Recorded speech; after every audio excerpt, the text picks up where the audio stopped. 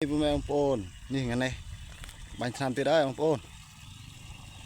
นี่ปรุงดัดทนำ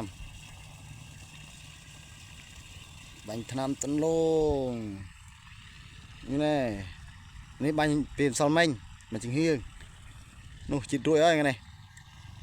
ลาไงthìรุ่ยเอ้ยmột bánhทำเอาแค่องค์ปูน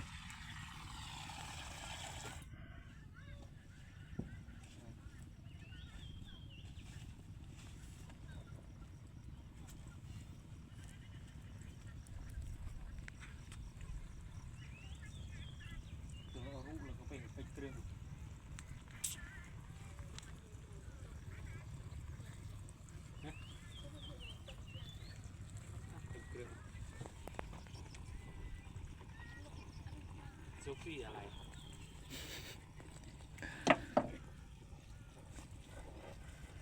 ทางบนก็เอาเกลือนั่นเด้อบอกใส่เอาไป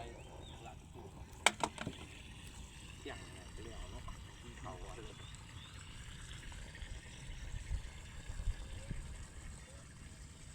ถ้าเขายามาให้พวกนี้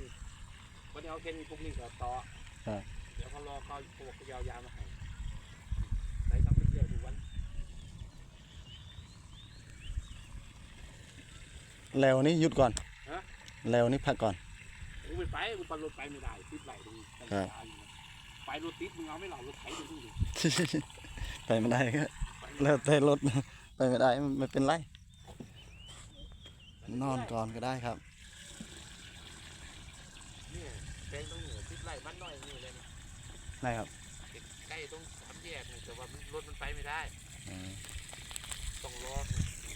วันพรุ่งนี้เข้ามายามมาให้ลุยเลยรถไถเนาะ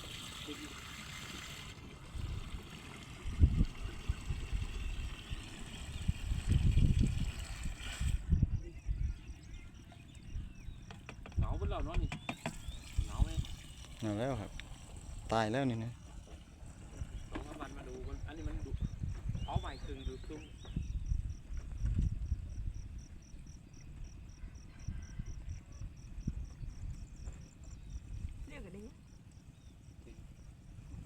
มีรูเพลียงเนาะอินพนมเนาะเพลียงเดียวได้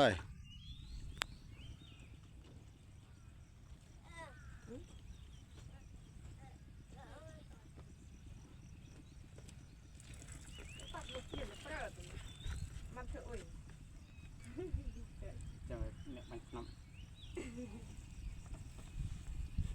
ยังไม่เห็นเตอแบบนี้